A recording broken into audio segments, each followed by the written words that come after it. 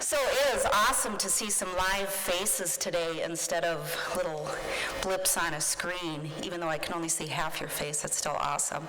I too want to thank Taylor and Mackenzie and Callie for their work. Wow, that's quite a feat. We've all had to kind of jump up and be flexible, and they have certainly proved that for today. So 2020, let's see if we advance that. Maybe Aaron, there we go. So 2020, a lot of you, how many of you were seniors and are now freshmen this year here on campus? Yeah, you guys were empathetic to having your world kind of in a upended and not getting to participate in a lot of the things that are pretty near and dear to many of our hearts. We think back to our senior years. But those of us who were on campus or elsewhere, we remember about March 17th, I believe, when the day that we shut down campus and went on to kind of the new normal. So certainly it has been a year. I think you've heard there is a pandemic going on. And so in case you haven't remembered, here's a couple of things that have happened over the last year, or the last few months.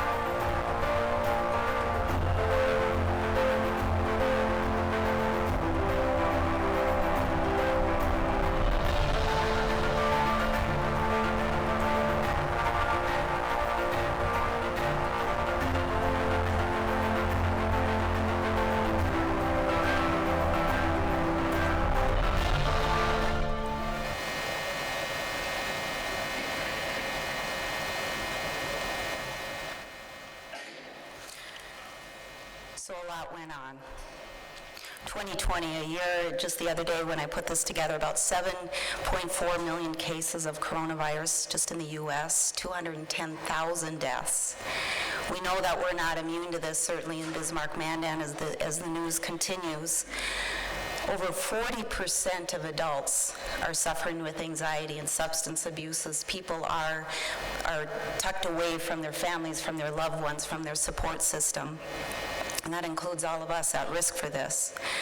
We topped that off with some significant natural disasters. Just this weekend, I heard we had 4 million acres burned in California, and that topped the 2016 record of about 1.7 million acres. Hurricanes, I believe another one is brewing that they're at risk for this weekend. And then we put that together with the political and social divide. It's been quite a year. So a lot of people will say it's easy to tuck your head into under our covers, and we've heard so often, let's just get out of 2020, let's move on. And when I start to think about this, I love this image by John Gordon, who is an inspirational speaker and author. Things outside my control, things within my control. Many of you have probably heard that analogy of if I'm holding a cup of coffee and somebody bumps into me. And you say, what happened? Well, you spilled a cup of coffee. Why did it happen? Because you were bumped. Well, you know what? If I would have been holding a cup of water or lemonade, that's what would have spilled out. The bumping is simply the catalyst to let whatever I was holding on the inside spill out. Much of what we have the choice with our attitudes, our behaviors, and our actions.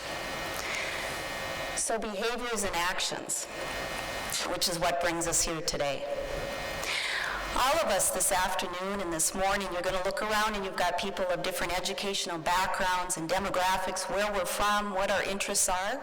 But there's two things that are really needed to serve. A positive mindset and passion. I think of the story of an old lady who looked in the mirror one day and she had 3 hairs on the top of her head. This is a great day for a braid, she thought. So she braided her hair, she went about her day, and she had an awesome day. A few days later, she looked and she had 2 hairs on top of her head. This is a great day to part my hair down the middle.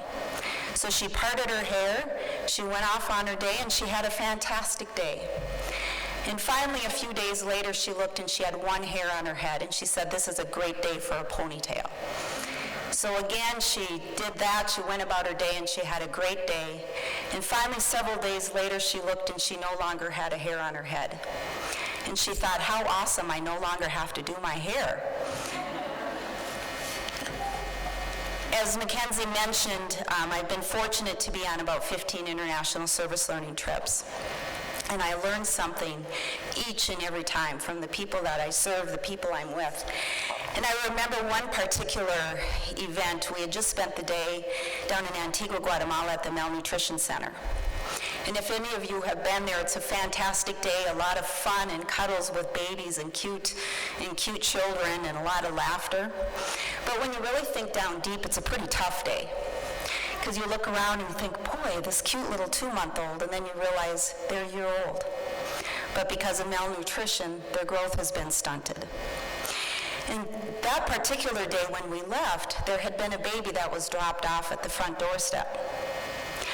And so that evening we were sitting around and we were reflecting on the day, and many of us, including me as a mother, I was thinking, how could a mother do that?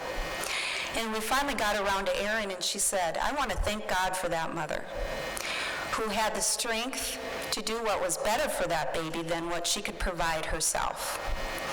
And right there, that demonstrated what a positive attitude would do for that situation.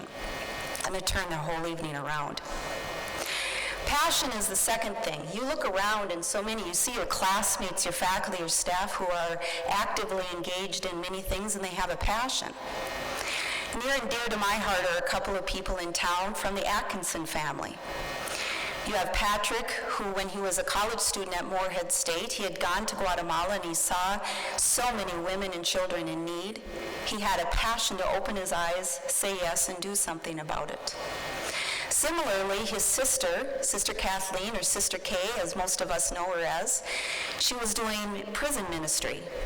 Again, she opened her eyes to what was happening when these prisoners were being released with not so much as the clothes on their back or any life skills, and she knew she needed to do something about it, and therefore started ministry on the margin.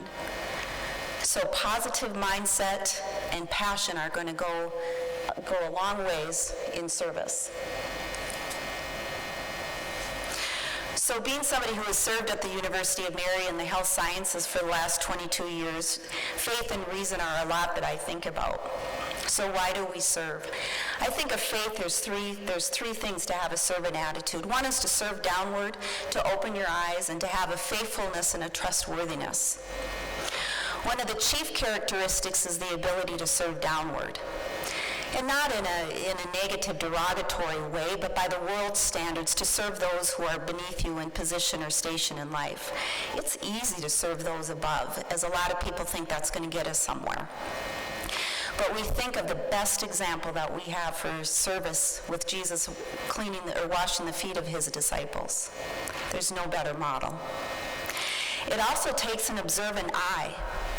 Especially in these times of adversity, it's really easy to think about what my own needs are and how am I just going to survive the day. But instead, when we look around and you see your classmates who are struggling with online learning, your faculty who are working overtime, your cashier in the cafeteria or the coffee shop who's worried for their own health, have an observant eye and see the needs around you. And finally, faithfulness and trustworthiness. Those we serve put a lot of faith in us that we are going to serve them with our whole heart and with a joyful mind, and we're going to do it with the best of our ability.